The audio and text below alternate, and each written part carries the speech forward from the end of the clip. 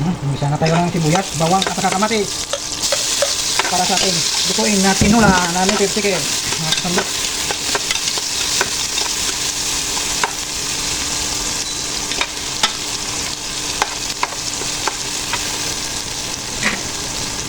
Ayan natin yung manok.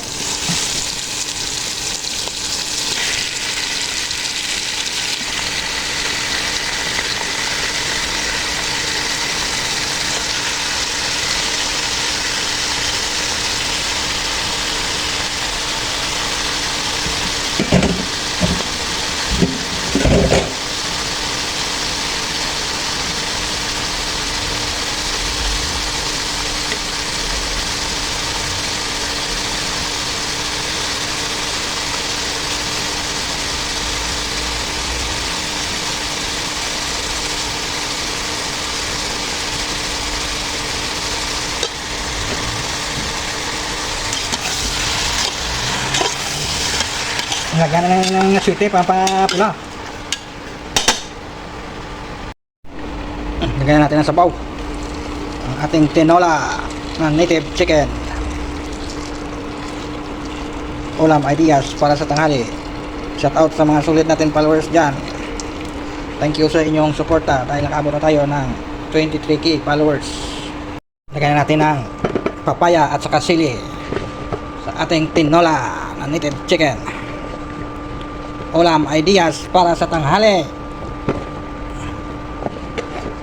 Sigurado maparami naman tayo kain ito.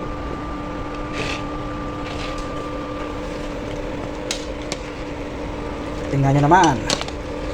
Wow, sarap.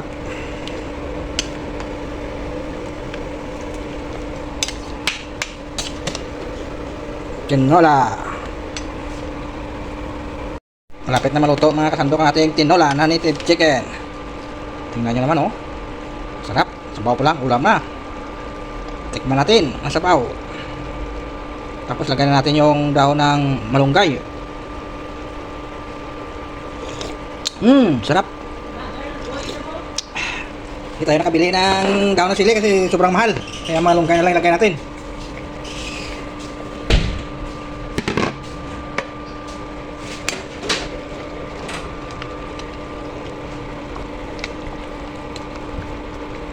Yan, luto na ang ating tinola.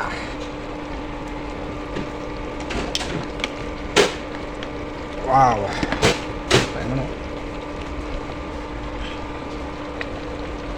Native.